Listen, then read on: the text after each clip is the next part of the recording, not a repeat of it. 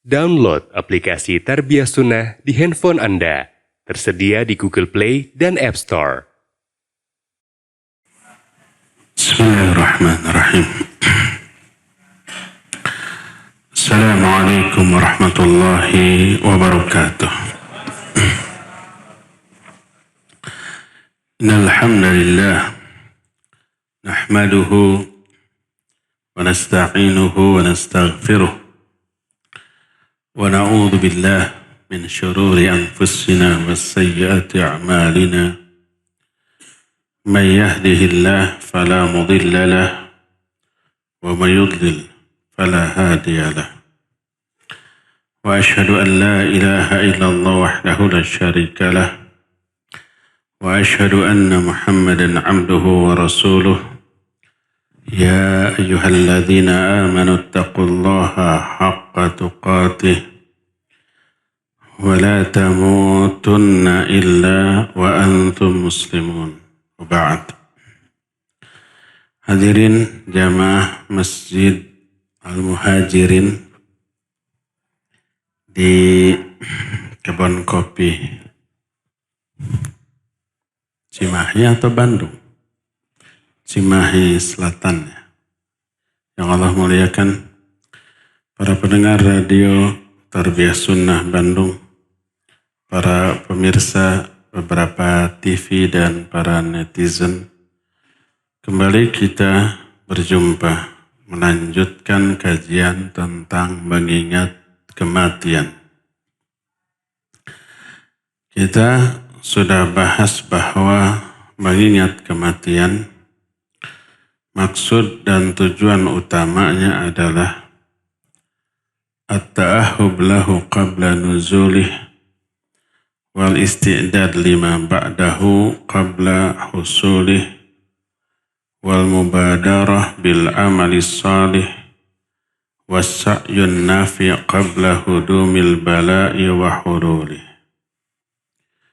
Maksud utama kita mengingat kematian adalah mempersiapkan diri sebelum kematian itu datang dan menumpuk-numpuk bekal sebelum kematian itu teralami dengan cara bersegera melakukan amal soleh, ikhtiar dan usaha yang bermanfaat sebelum ajal menjemput. Karena tidaklah kita mengingat sesuatu yang buruk dalam kehidupan kita kecuali untuk dihindari atau diantisipasi.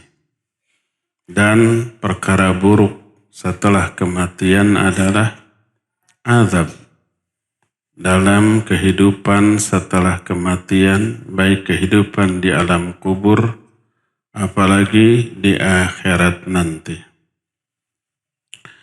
Orang-orang yang ketika hidup lalai, dia lupa mempersiapkan diri menghadapi kematian, dia akan merasakan penyesalan yang luar biasa besar. Menyesal kenapa dulu tidak beramal, tidak beribadah, tidak melakukan kebaikan, tidak menghindari dan menjauhi keburukan yang dilarang.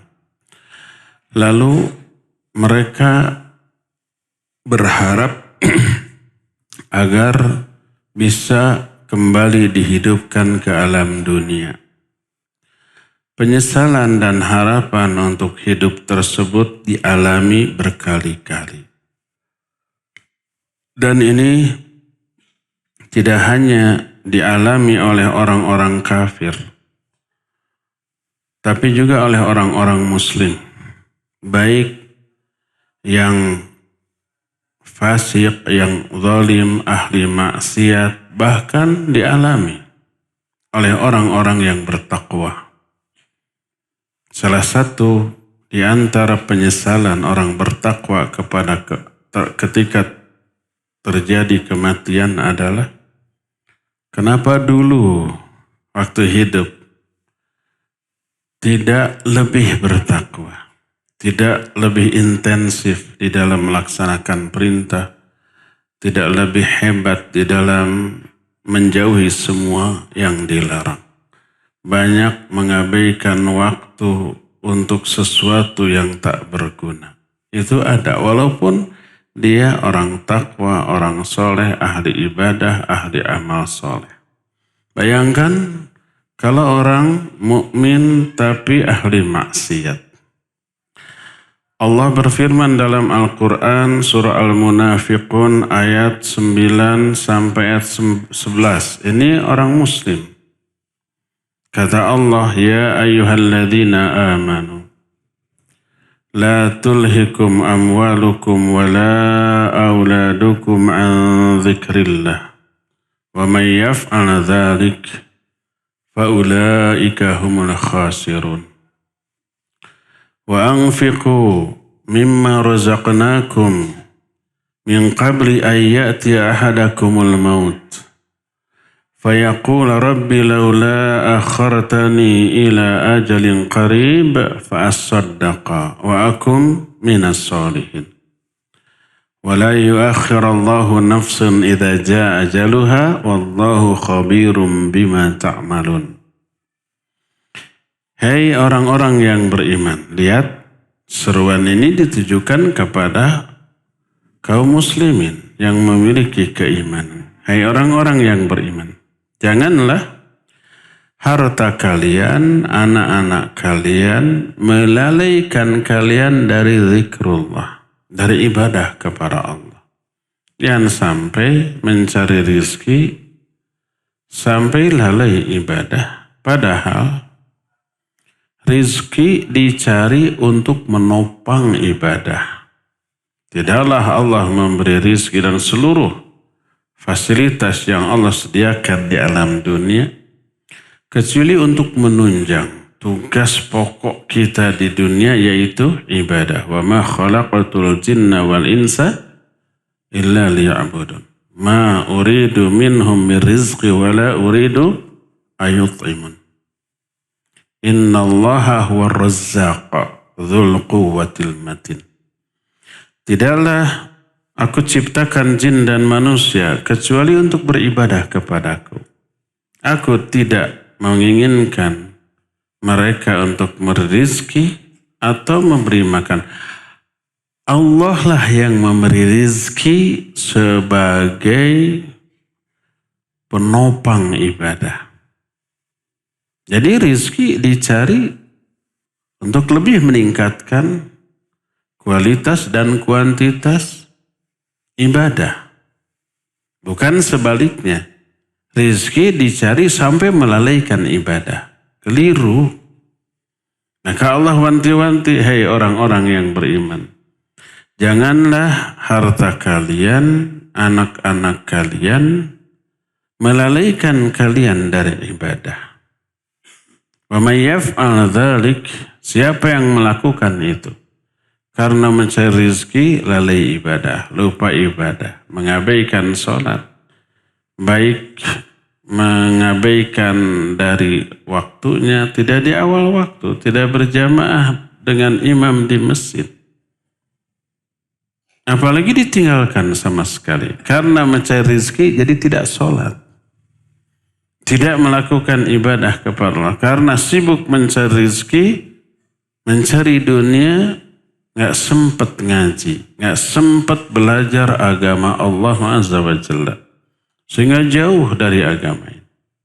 Wa may yaf'al dzalika fa ulaika humul khasirun. Siapa yang demikian rugi dia. Lalu Allah mewanti-wanti, wa anfiqu mimma razaqnakum.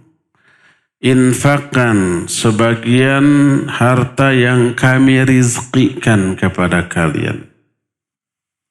Min qabli ayyati ahadakumul maut, sebelum datang kematian kepada salah seorang di antara kalian. Fayaqul, lalu dia berkata, Rabbi laula akhartani ila ajalin qarib. Ya Allah, kenapa engkau tidak tunda kematian itu sebentar saja? Kenapa? Fa'as-sodaqo, aku musodaqah, wa akum minas solin, dan aku janji jadi orang yang beramal soleh. Selama ini lalai infak dan sedekah. Selama ini lalai ibadah dan amal soleh. Pas kematian datang, tolong beri waktu sebentar lagi. Saya akan berinfak, bersedekah, dan saya akan beramal soleh. Ada penyesalan tuh. Apa jawaban Allah? Wala yuakhirallahu nafsan idza jaa ajaluha. Allah tidak akan mengakhirkan, memundurkan satu jiwa apabila sudah tiba ajalnya. Fa idza jaa ajaluhum la yastakhiruna as-sa'ata wa la yastaqdimun.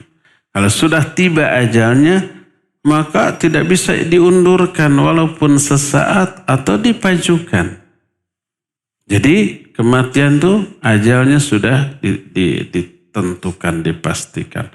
Kematian bukan karena tua, bukan karena penyakit, bukan karena ini dan itu, tapi karena ajalnya sudah Allah tetapkan.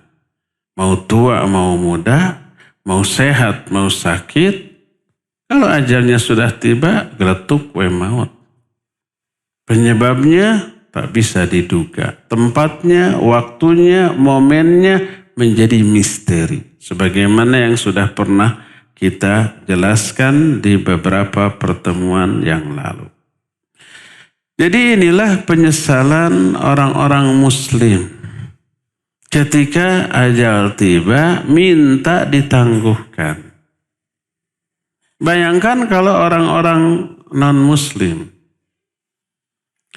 Sebagaimana orang-orang kafir oleh Allah Azza wa Jalla diterangkan, mereka ketika kematian datang ingin dihidupkan lagi, lalu berjanji untuk beriman, beramal soleh untuk bekal kehidupan kebahagiaan mereka di alam sana, alam barzah, alam akhirat. Seperti yang Allah terangkan dalam surah Al-Mu'minun 99 dan 100. Allah menyatakan,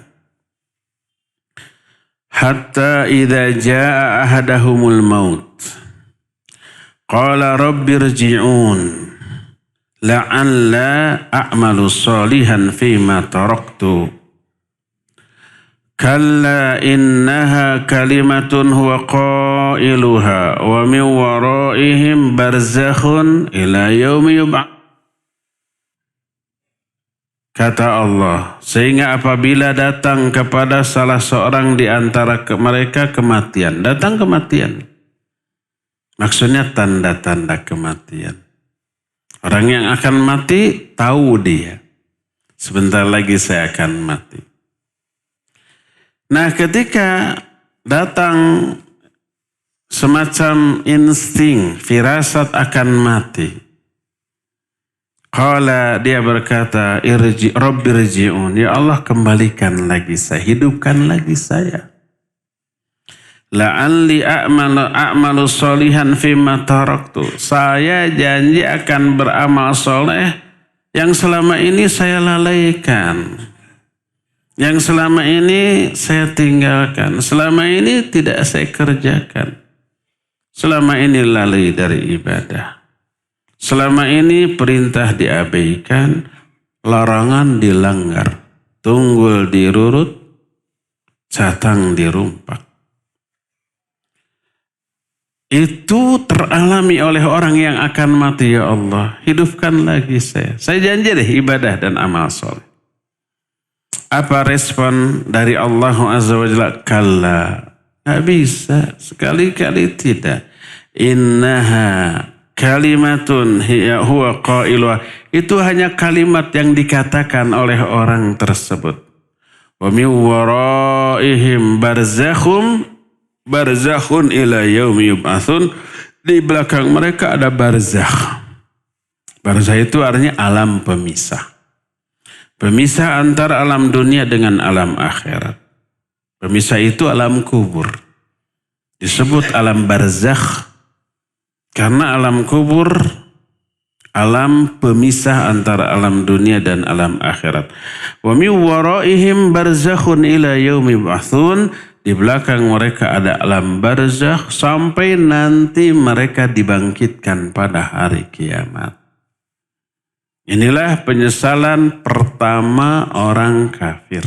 Ketika mati, minta dihidupkan kembali. Janji akan beriman, beramal soleh. Tapi tak dikabulkan oleh Allah Azza wa Jalla. Penyesalan kedua adalah ketika nanti pada hari kiamat mereka melihat azab dari kejauhan, melihat neraka. Baru melihat, belum masuk. Melihatnya aja sudah ngeri. Mendengar suaranya saja sudah bikin takut luar biasa. Saat itulah mereka juga menyesal. Dan minta agar mereka dikembalikan, dihidupkan ke alam dunia. Janji mau iman, mau beramal soleh, mau mengikuti Nabi atau Rasul yang diutus kepada mereka, mau mengikuti dakwah yang sampai kepada mereka. Waktu dulu hidup di dunia, ada Rasul datang ke mereka, ditentang.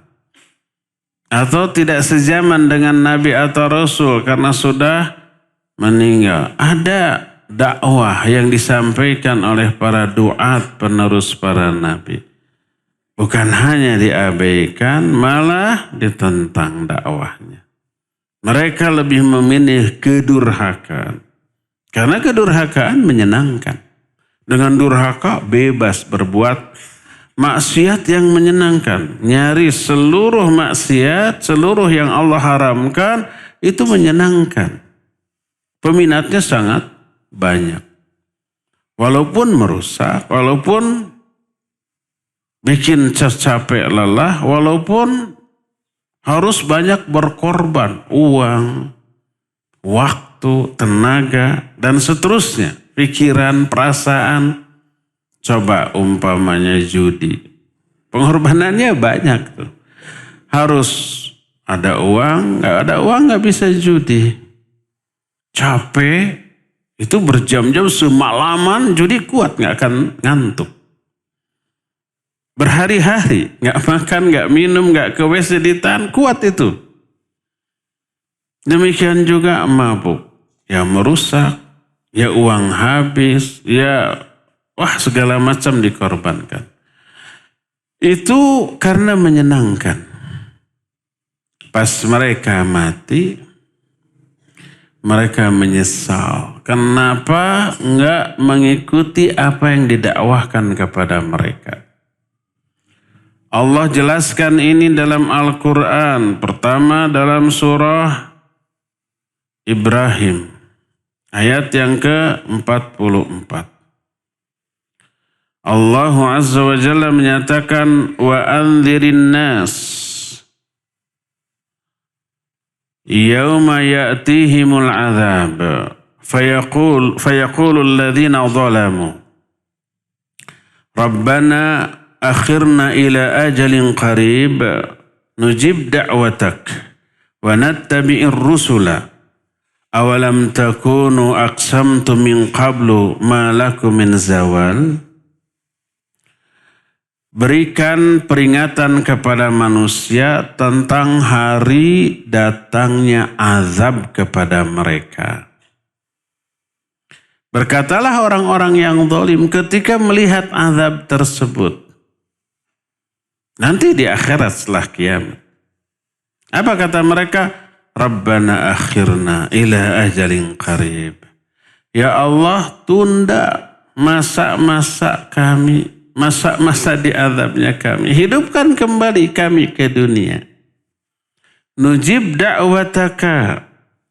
Kami akan memenuhi panggilanmu yang disampaikan oleh para duat, para da'i, para mubalik yang sampai dakwahnya kepada mereka. Wa nattabi'ir rusul. Dan kami pun akan mengikuti para rasul. Dulu ketika hidup para rasul ditentang, para duat, para dai, para ustadz, para kiai, para ajengan, para ulama yang mendakwahi mereka dicibir, dilecehkan, sampai durhaka. Dan ketika mereka melihat azab baru nyesal. Minta dihidupkan kembali. Sekarang kami janji akan mengikuti dakwah para nabi, para rasul. Akan mengikuti dakwah yang disuruhkan kepada kami. Apa kata Allah Azza wa Jalla? Awalam takunu aqsamtum min qabl. Bukankah baheula dulu ketika di dunia kalian bersumpah malakum min zawal, bahwa kalian tidak akan binasa dengan sikap kalian ini. Mungkin arogansinya muncul karena kekuasaan, karena harta yang melimpah, karena pangkat dan jabatan, karena pendukung yang banyak.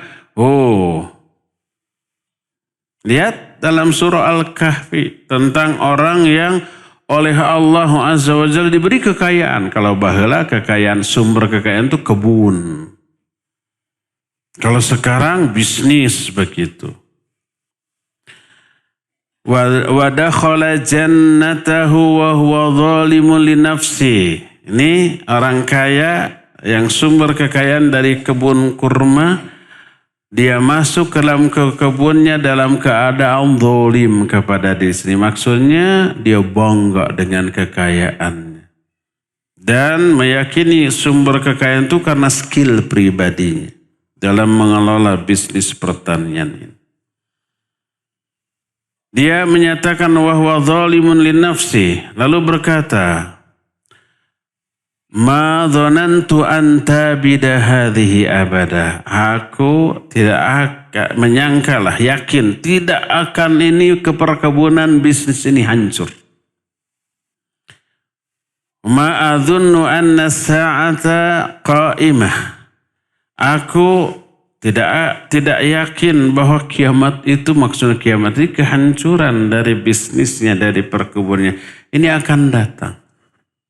Kalau toh datang kiamat, wala irudidtu ila rabbi la ajidanna khairan minha munqalaba. Kalau toh nanti kiamat terjadi, aku dikembalikan kepada Allah, pasti aku akan memperoleh balasan yang jauh lebih baik daripada ini. Orang durhaka, kaya raya, berkuasa, menyangka kekuasaannya, kekayaannya langgang, dan kalau toh nanti mati kembali kepada Allah, pede, aku akan bahagia dapat ganti yang lebih daripada ini. Tuh gitu tuh. Arogansinya muncul. Pas kiamat terjadi, lalu mereka melihat azab yang diperuntukkan bagi mereka karena kedurhakaan mereka. Makanya kawan orang ini dalam Al-Kahfi itu dikatakan waqala lahu sahibu akafartum billadzi khalaqakum min turab thumma min nutfah. Apakah kamu akan kufur kepada Allah yang telah menciptakan kamu dari tanah, lalu dari nutfah dan seterusnya. Nah, udah ada peringatan, udah ada nasihat, udah ada yang memberikan dakwah, tapi diabaikan. Ketika pada hari kiamat melihat azab, mereka menjerit, merengek, ya Allah kembalikan saya. Hidupkan lagi saya ke dunia, saya janji akan memenuhi dakwahmu, mengikuti Rasulmu. Kata Allah, bukankah dulu kamu berjanji, bersumpah di dunia, malakum min zawal, kalian tidak akan binasa. Kalian akan berkuasa terus, akan kaya raya terus. Waktu di dunia arogan, sombong, takabur, durhaka, setelah sampai di akhirat baru kempes tuh. Dan merengek minta dihidupkan kembali.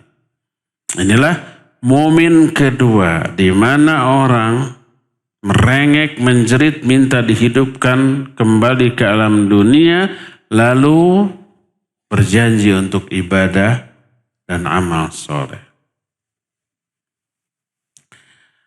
Momen yang ketiga adalah ketika mereka lebih dekat lagi ke azab itu, diberdirikan di tepi jurang neraka. Kalau tadi dari jauh, azabnya walaupun belum jelas kelihatan, kengeriannya sudah terbayang. Sekarang sudah ada di pintu gerbang neraka. Karena neraka itu ke bawah kayak sumur gitu. Makin ke bawah, makin hebat, makin dahsyat azabnya, siksanya makin mengerikan. Makanya disebut darokat. Darokat itu tingkatan dari atas ke bawah. Makin bawah, makin hebat siksanya. Jadi tingkatan neraka disebut darokat. Dan yang paling bawah untuk orang munafik besar. Munafik besar tuh pada hakikatnya dia kafir, nggak yakin terhadap kebenaran Islam, tapi pura-pura Islam demi kepentingan dunia. Ini lebih berbahaya daripada yang terang-terangan kafir. Allah menyatakan innal munafiqina fid darkil asfali minan nar. Orang munafik berada pada dark terendah dalam neraka. Dark itu tingkatan. Tapi tingkatan untuk urutan dari atas ke bawah. Kalau surga dari bawah ke atas makin nikmat, makin mewah, makin menyenangkan. Disebut darajat. Kalau darajat tingkatan dari bawah ke atas, kalau darokat dari atas ke bawah. Darajat untuk surga, darokat untuk neraka. Nanti neraka itu diisi terlebih dahulu dengan yang paling bawah. Orang-orang musyrik, orang kafir, termasuk orang munafik besar. Setelah penuh ditutup. Dikekep-kekepnya paling bawah tuh. Terus diisi tingkatan yang lebih tinggi. Sudah penuh ditutup lagi. Terus sampai paling atas. Jadi pintu gerbang neraka, karena neraka itu urutannya ke bawah kayak sumur, maka gerbangnya dari atas.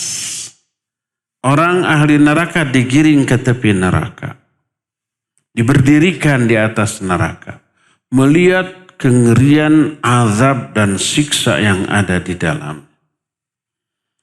Maka menjerit lagi mereka. Minta dihidupkan lagi, dikembalikan lagi ke alam dunia, berjanji iman dan amal soleh. Ini Allah jelaskan dalam Al-Quran, surah Al-An'am 27, kata Allah Azza wa Jalla, Walau tara idh wuqifu 'alan nar, faqalu, ya laytana nuraddu, wala nukadzibu bi ayati rabbina wa nakunu minal mu'minin. Tuh.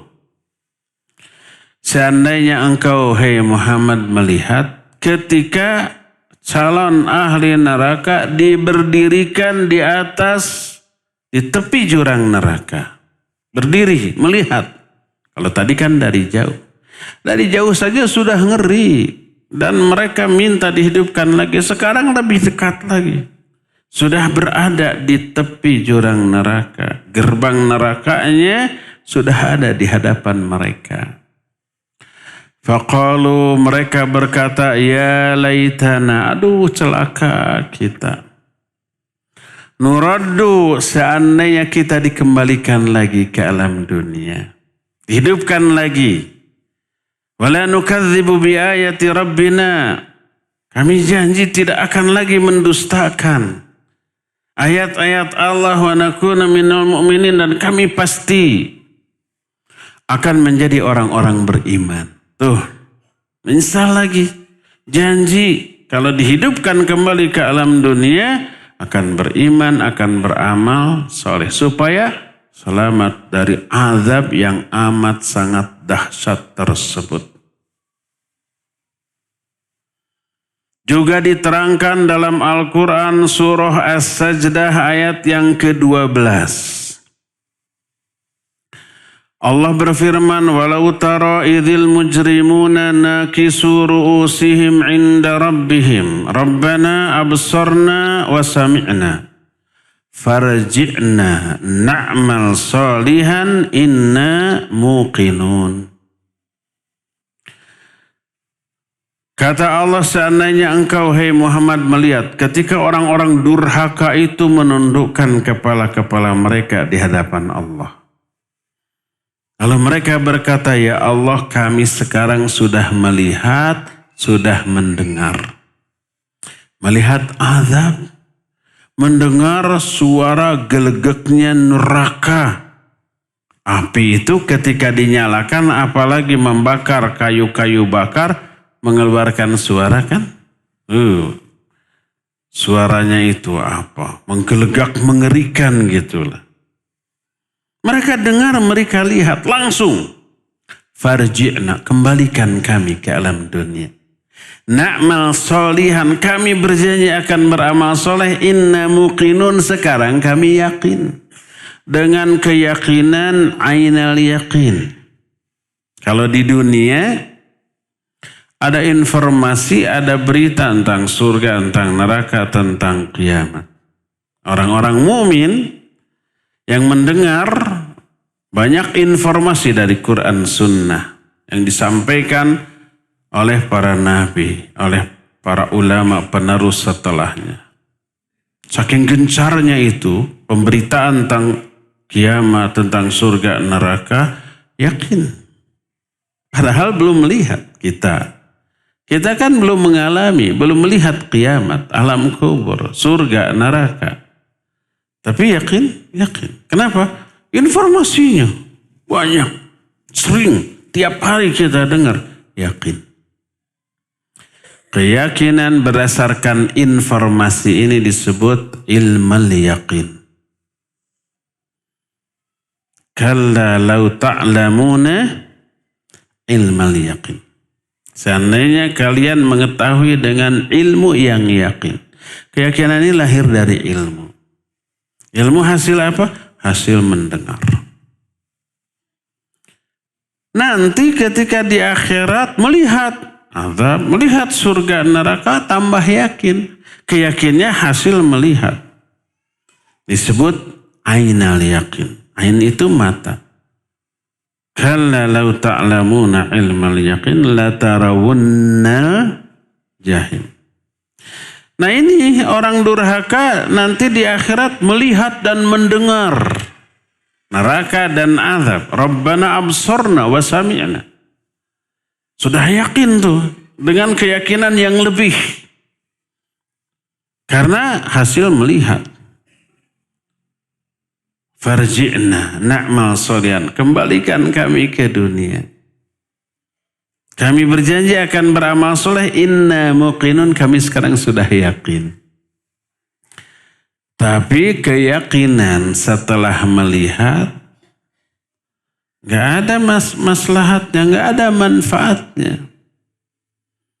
Karena tidak gaib lagi. Kalau di dunia perkara akhirat, perkara kiamat, perkara surga neraka gaib. Dan ini yang menjadi ujian.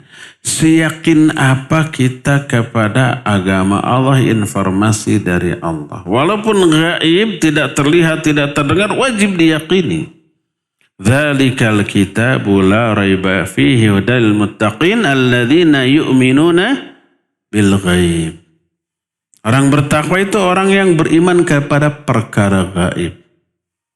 Selama perkara gaib itu dijelaskan oleh Quran Sunnah. Wajib kita yakin. Mau masuk akal mau tidak. Rata-rata urusan akhirat, alam kubur, kiamat, apalagi surga dan neraka, nggak masuk akal kita. Karena akal kita hanya memahami apa yang dilihat di dunia. Sedangkan hukum alam yang Allah berlakukan di dunia berbeda dengan di akhirat. Di alam kubur saja nanti orang durhaka dikeprek dengan palu godam yang besar sampai pejet. Dihimpit oleh tanah, tulang belulangnya sampai remuk. Tapi kemudian kembali utuh. Masuk akal enggak? Tidak masuk akal. Itu hanya ada di film-film karton Tom and Jerry kayak gitu kan? Tapi karena ini penjelasan dalam sunnah yang sahih wajib kita yakini. Akal singkirkan karena hukum alam yang Allah berlakukan di alam barzah berbeda dengan di alam dunia. Di alam dunia kita remuk, nggak bisa lagi teknologi sehebat apapun, entah nanti ke depannya. Tapi sampai sekarang teknologi sehebat apapun, tulang yang sudah remuk nggak bisa lagi utuh sekejap. Seperti sedia kala nggak bisa. Ada orang tuh berbaring. Di sampingnya ada orang membawa batu besar. Gejret itu batu ditimpakan kepada orang yang berbaring tersebut. Pejet, otakna, polokna, bujrat, bajrit. Sakit nggak? Ya bingit lah. Menggelinding si batu tersebut diambil. Kembali lagi. Ketika kembali kepala tadi sudah utuh lagi. Ini terjadi di alam kubur. Gak masuk akal ya. Ini perkara gaib tapi dijelaskan dalam hadis yang sahih wajib percaya. Alladzina yu'minuna bil ghaib. Ada orang masih di alam kubur. Duduk di sampingnya ada orang berdiri memegang besi tajam. Lalu besi itu ditusukkan ke rahangnya menembus tengkuknya. Terus dicabut lagi. Kembali bergeser ke kiri. Yang kiri tusuk sampai tembus tengkuk. Cabut lagi. Pas kembali ke kanan sudah utuh lagi. Gak masuk akal kan? Itu terjadi di alam kubur. Apalagi di akhirat hari kiamat. Mulut dikunci gak bisa bicara. Yang bisa bicara siapa? Tangan, kaki, tulang, daging. Gak masuk akal. Tapi yang ngatur Allah Azza wa Jalla yang maha kuasa terhadap segala sesuatu. Nah, perkara gaib tersebut menjadi ujian keimanan kita. Nih ada berita yang gak masuk akal, dipercaya gak? Adapun orang beriman selama informasi dari Quran Sunnah pencipta alam jagat raya, yaitu Allah Azza wa Jalla, yakin itu ada. Makanya orang-orang takwa alladzina yu'minuna bil ghaib. Orang kafir enggak percaya. Karena ukuran kebenaran bagi mereka akal. Yang enggak masuk akal ditolak. Tidak diimani. Kalau agama keyakinan berdasarkan akal, berarti keyakinan agama ini produk akal manusia. Bukan. Agama ini produk Allah Azza wa Jalla. Allah yang bikin, Allah yang merumuskan untuk kemaslahatan manusia, bukan berdasarkan otak, akal. Makanya berkata Ali bin Abi Thalib, "Lau kana hadzal dinu 'ala ar-ra'yi, lakana asfalul khuf aula bil masih min a'la." Seandainya agama ini didasarkan pada ra'yu, pada akal manusia, niscaya bagian bawah sepatu lebih layak untuk diusap daripada bagian atasnya. Itu ketika beliau melihat Nabi berwudu pakai sepatu, nggak dibuka itu sepatu. Wudu biasa, pas giliran mencuci kaki sepatunya nggak dibuka, hanya diusap bagian atas, bagian bawahnya tidak. Padahal bagian yang paling kotor dari sepatu yang mana? Bagian bawah, yang atasnya mah bersih, paling kena kekebul hungkul, debu.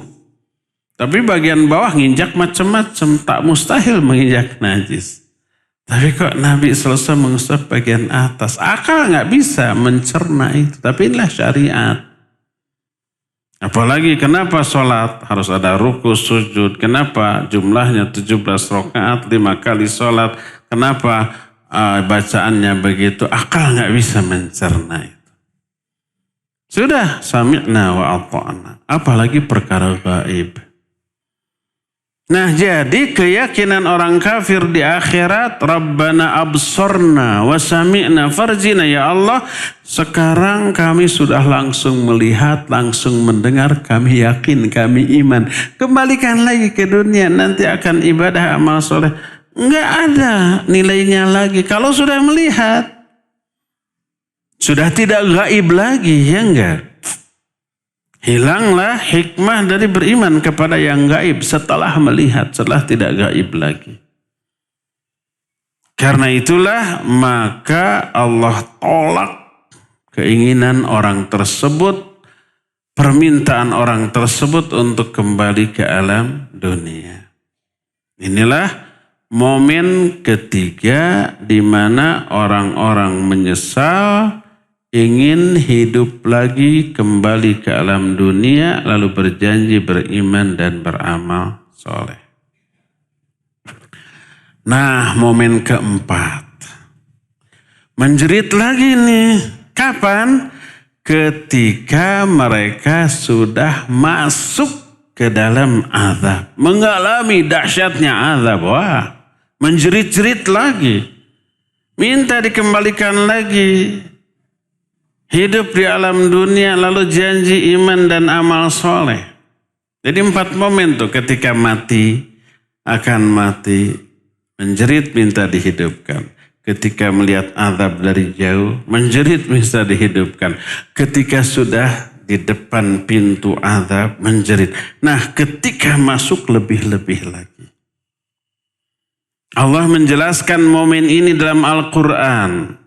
Dalam surah Fatir 37, kata Allah Azza wa Jalla, wa hum yastarikhuna fiha, Rabbana akhrijna na'mal salihan ghairal ladzi kunna na'mal, awalam nu'ammirkum ma yatadhakkaru fihi man tadhakkara wa ja'akumun nadhir. Kata Allah, mereka berteriak di dalam neraka. Histeris tuh. Apa yang mereka teriakan? Rabbana akhrijna. Ya Allah, keluarkan kami dari api neraka ini. Na'mal salihan ghairal ladzi kunna na'mal. Kami nanti kalau dihidupkan lagi ke alam dunia akan beramal soleh yang berbeda dengan amalan yang dulu kami amalkan. Dulu waktu masih hidup durhaka, ngabaikan perintah, melanggar larangan, enjoy mereka dalam hal itu. Buruklah, mereka akui mereka mengamalkan amalan buruk, mengejar dunia, mengejar kekayaan, mengejar pangkat, jabatan, kekuasaan. Lalai dari ibadah, melanggar aturan Allah Azza wa Jalla. Tadi tunggul dirurut, catang dirumpak. Tahu tunggul enggak? Tunggul itu akar pohon, sebuah pohon besar mau kelapa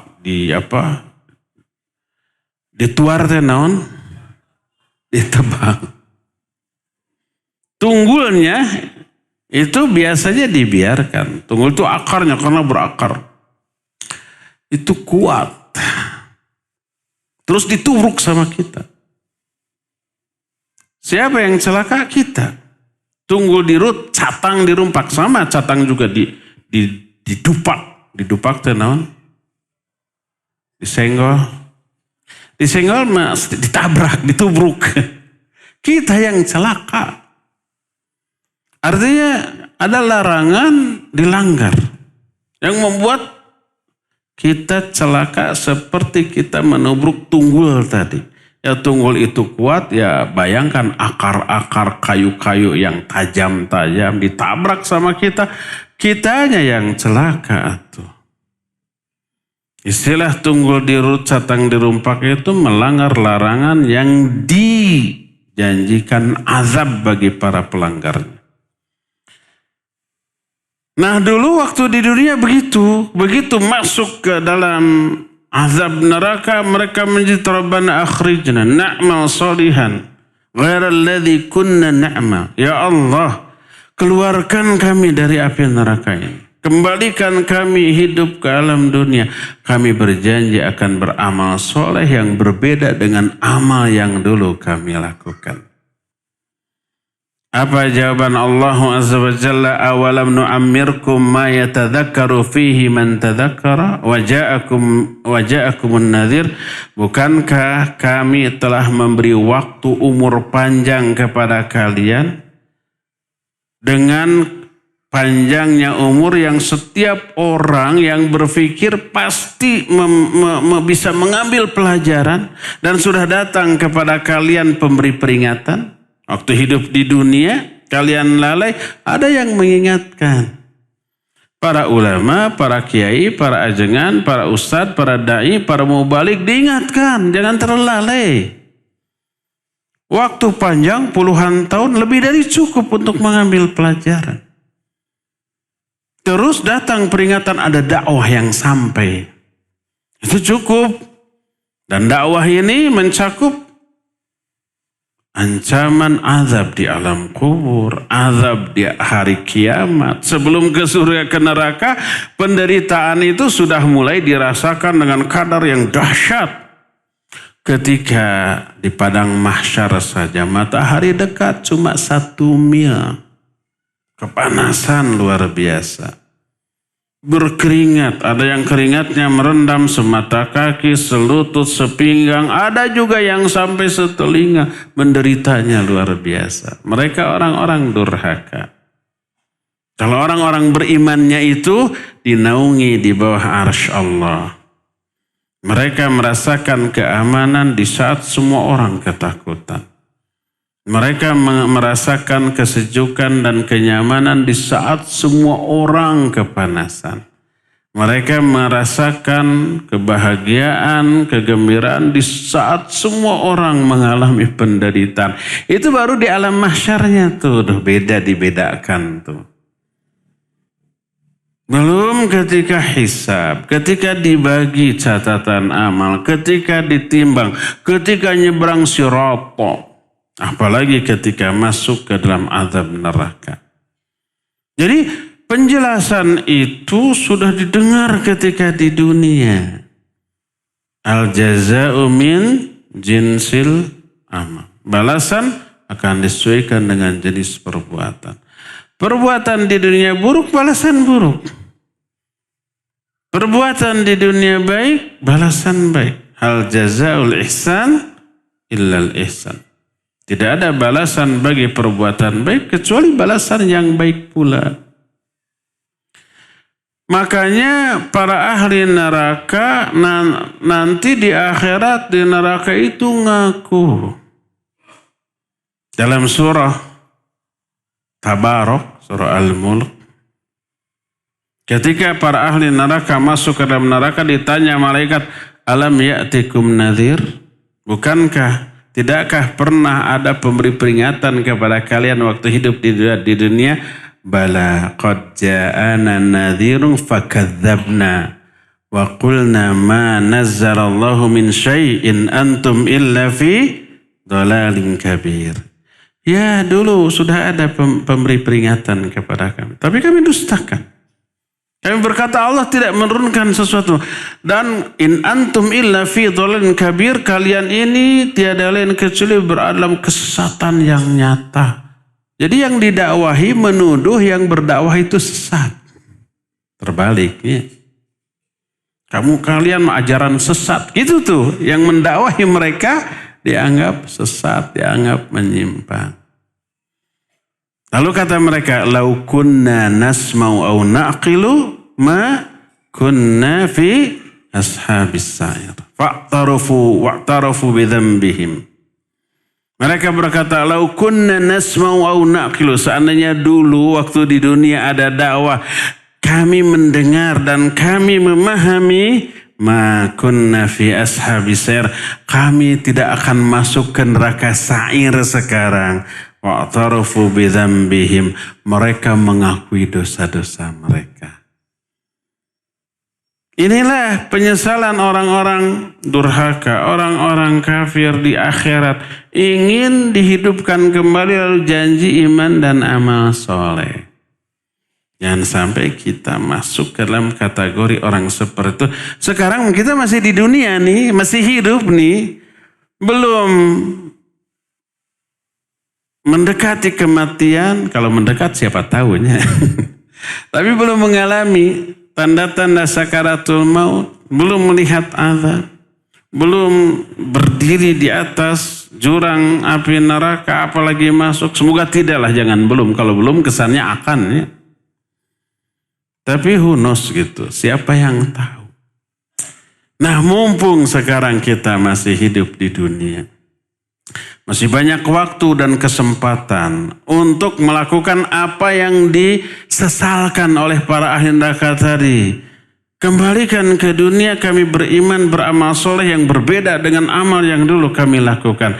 Sekarang kita masih hidup di dunia. Sok, lakukan apa yang disesalkan oleh orang-orang tadi. Berimanlah, beramal solehlah, laksanakan semua yang Allah perintahkan, jauhi semua yang Allah larang. Jangan sampai kita meneriakan penyesalan di keempat momen yang tadi diterangkan. Masih ingat keempat momen itu tadi? Pertama ketika akan mati. Kedua ketika melihat azab dari jauh. Ketiga ketika sudah di depan pintu neraka, wal'iyadzubillah. Dan yang keempat ketika sudah masuk ke dalam neraka, menjerit. Apa isi jeritannya? Minta dihidupkan, berharap hidup kembali, lalu janji beriman dan beramal soleh. Padahal kesempatan, waktu, momen untuk memperbaiki diri selama hidup di dunia sudah cukup puluhan tahun. Waktu yang kita habiskan, yang kita jalani di dunia sudah cukup untuk berpikir, untuk menyadari, untuk bijak dalam menjalani hidup. Hidup ini momen untuk menumpuk-numpuk bekal di kehidupan kemudian.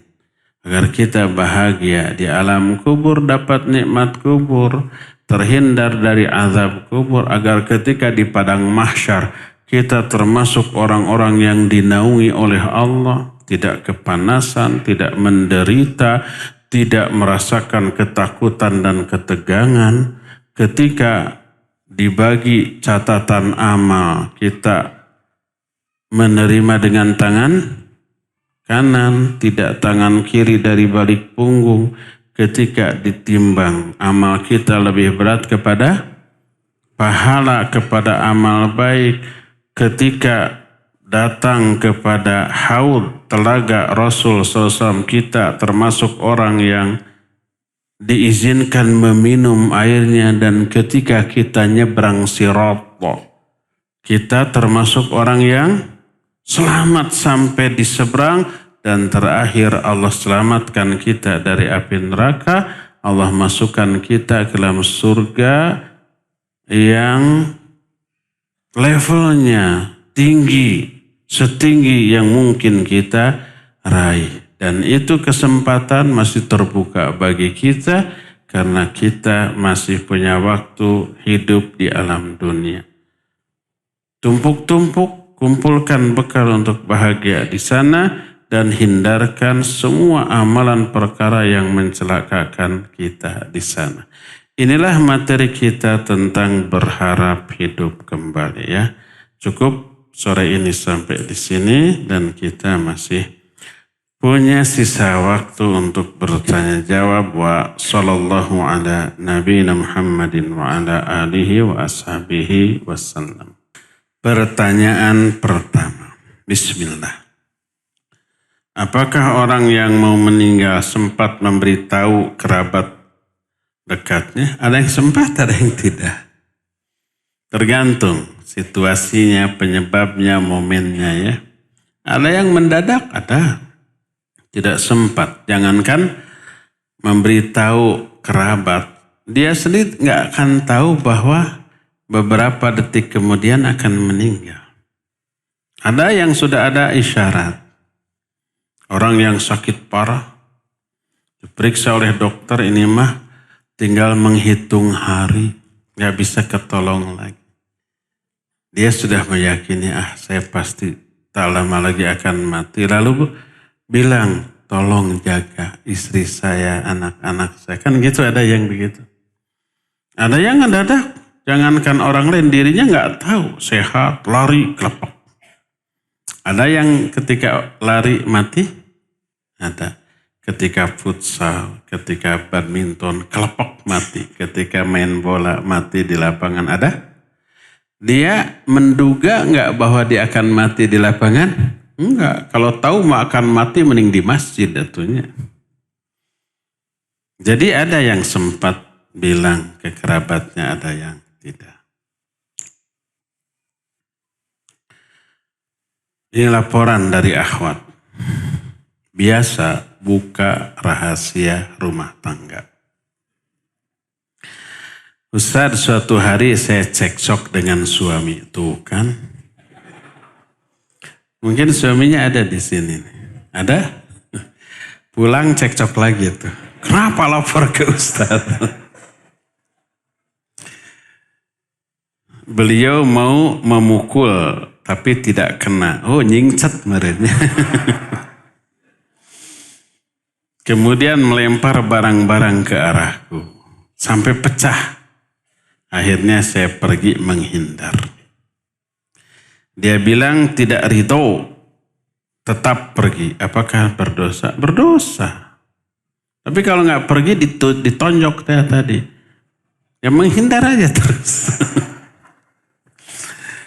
Jadi yang jadi masalah yang harus ditanyakan atau yang harus dibahas, kenapa suami sampai begitu? Pasti ada sebab. Suami bukan jelema gelo tepupukuh nonjoknya. Pasti karena kesal. Pasti karena istri melakukan kesalahan yang besar.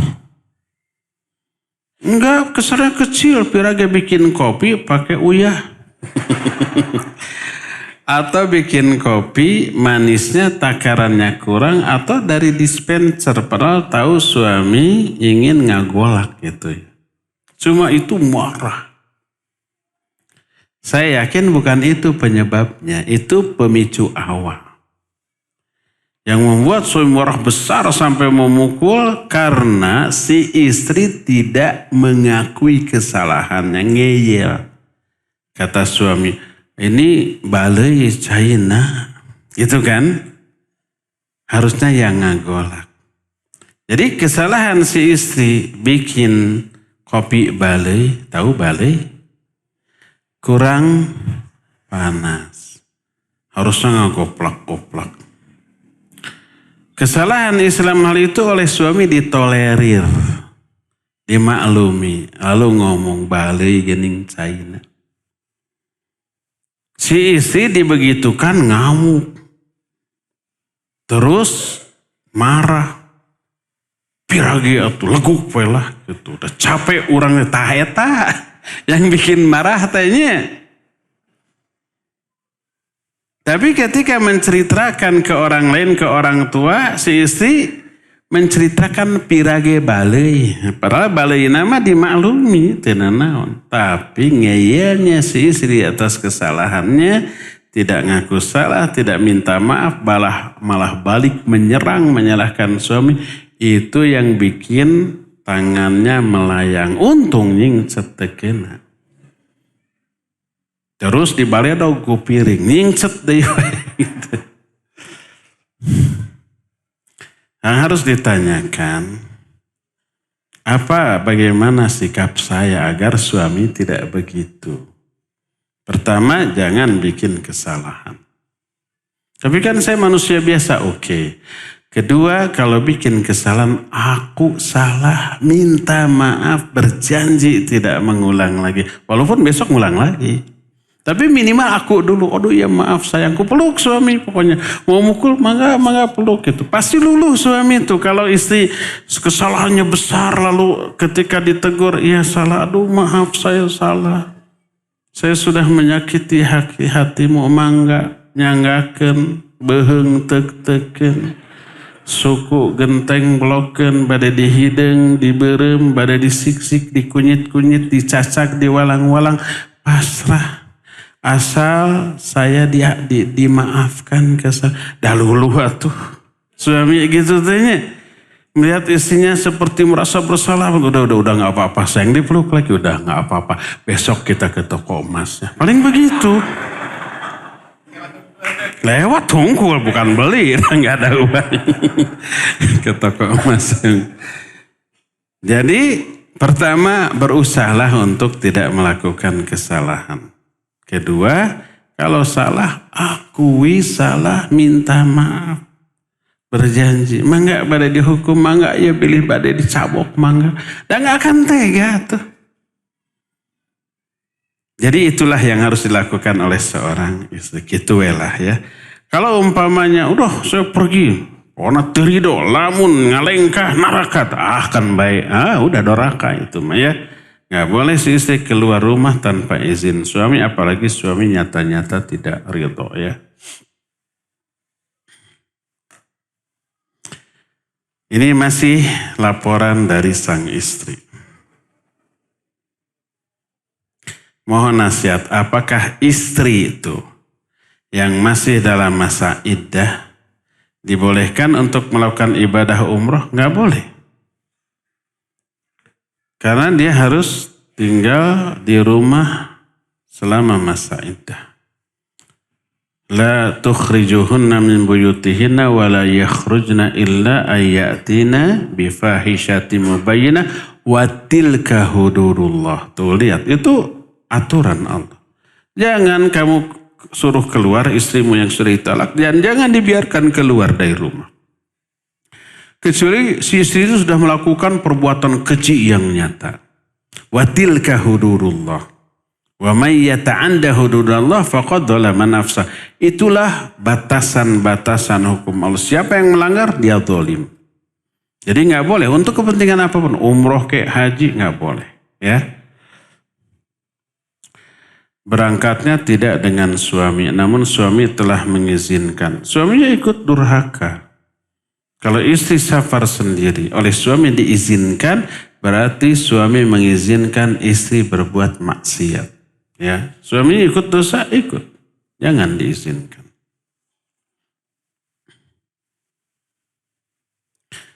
Apakah ada doa yang bisa membuat kita untuk tetap istiqamah dalam menuntut ilmu? Banyak ya. Karena qadarullah jika di majlis ilmu dan bertemu teman-teman sesama thalabul ilmi, kita semangat. Namun setelah di rumah menjadi malas dan sibuk bermain HP. Ada banyak doanya ya. Apa saja? Banyak pokoknya. Coba beli aja buku kumpulan doa susunan Ustaz Yazid rahimahullah. Itu lengkap ya. Ada doa istiqamah, doa menuntut ilmu, ada, hafalkan. Kalau saya sekarang ajarkan juga dijamin lupa lagi. Dicatat, sok didikte Ustaz. Kita ada mau diapalkan atau ya. Mending beli bukunya.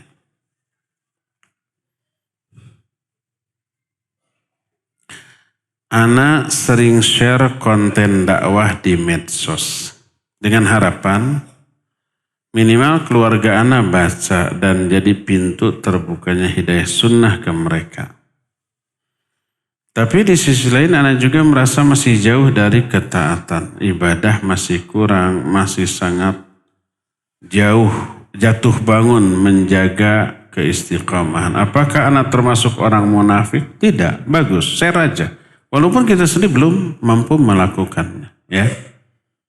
Kalau seorang ayah ke anaknya, ayo kamu sholat ke masjid, tapi ayahnya tidak ke masjid. Dia berpahala ketika nyuruh anaknya sholat di masjid, tapi dia berdosa kalau dia tidak sholat atau tidak ke masjid. Tapi kalau umpamanya dia tidak nyuruh anaknya dan tidak sholat ke masjid, dia dosa tapi tidak memperoleh pahala menyuruh anaknya ke masjid. Ya, jadi begitulah kalau kita menyampaikan sebuah kebaikan, walaupun kita belum mampu melakukan kebaikan itu, ketika menyuruh orang berbuat baik kita berpahala. Ketika kita tidak mengamalkan kebaikan tersebut, kalau kebaikan yang kita perintahkan itu hal yang wajib, kita dosa. Tapi dapat pahala menyuruh orang lain. Tapi kalau kebaikan yang kita perintahkan itu amalnya sunnah, seperti umpamanya tahajud atau Senin, Kamis, saum. Kita perintahkan, ayo saum Senin, Kamis, besok Senin, saum ya. Tapi kita nggak saum. Kita tidak dosa karena saum Senin, Kamis, sunnah. Tapi kita berpahala menyuruh orang lain saum. Hei ikhwan, akhwat, nanti malam bangun jam 3, tahajud ya. Ya tasri kerek sampai subuh. Dosa enggak? Enggak. Karena setelah tahajud hukumnya sunnah. Tapi ketika kita menyuruh, memperingatkan jam 3 bangun. Lalu bikin voice note di grup. Ikhwan, akhwat, anggota grup, ayo bangun tahajud. Setelah itu kerek lagi. Dia berpahala mengingatkan orang lain. Ya. Apakah anak harus sempurna dulu dalam ketaatan sebelum berdakwah? Kalau itu yang disyaratkan, nggak akan ada orang yang berani dakwah. Para ustadz, para doa dakwah, apakah meyakini dirinya sudah sempurna? Enggak. Meyakini dirinya banyak dosa. Lebih banyak mungkin dari jamaahnya. Tapi itu tidak menjadi syarat untuk berdakwah. Ya.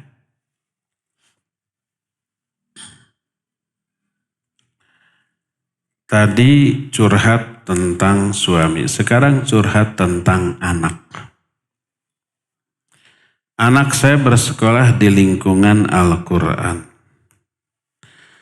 Cuman dari awal masuk sekolah selalu menangis, tidak mau masuk karena belum terbiasa pulang sore. Bahkan dari malam sudah nangis, tantrum.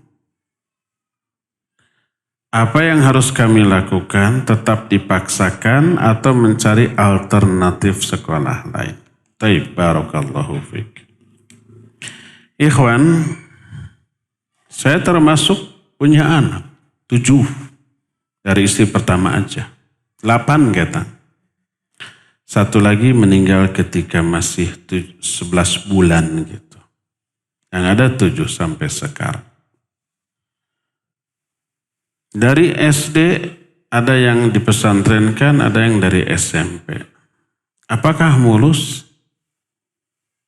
Umumnya mulus. Semua anak tidak ada yang keberatan ketika dikirim keluar kota. Di Jogja waktu itu. Kenapa?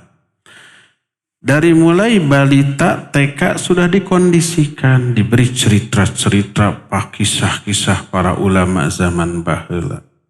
Imam Syafi'i itu ketika kecil itu dititipkan oleh ibunya. Sampai baru 6-7 tahun hafidz Quran.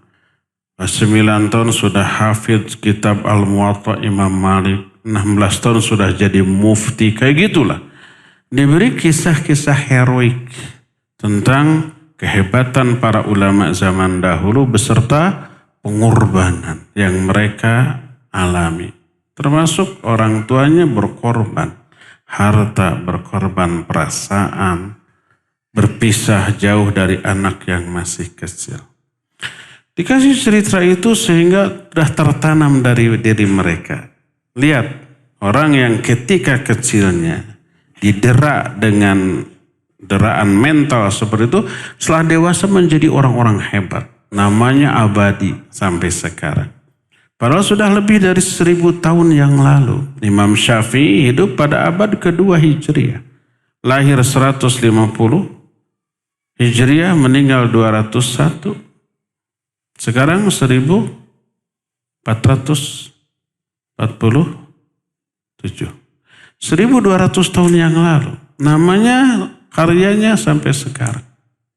Itu karena mereka sudah digembleng sejak kecil. Rata-rata orang-orang sukses adalah orang-orang yang sejak kecil sudah mengalami gemblengan yang dahsyat.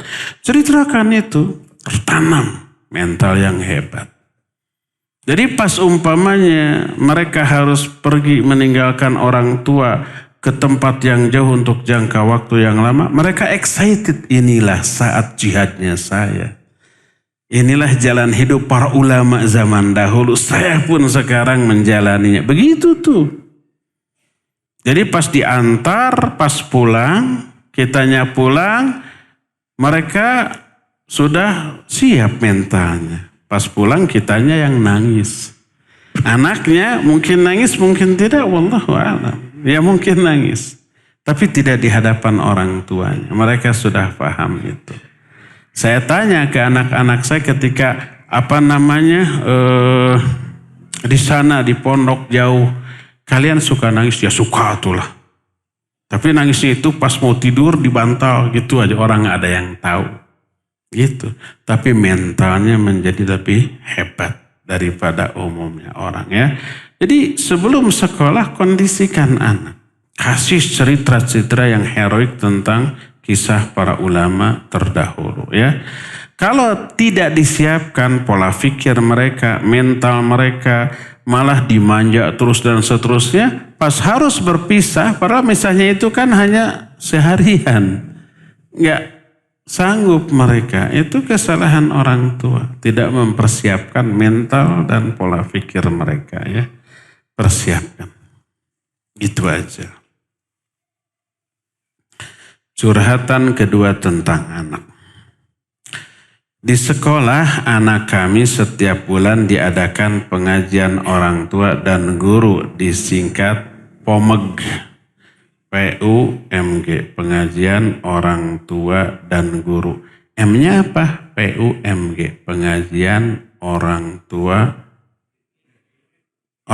murid, orang tua murid dan guru. Dan yang hadir ibu-ibunya, mamahnya, serta guru perempuan.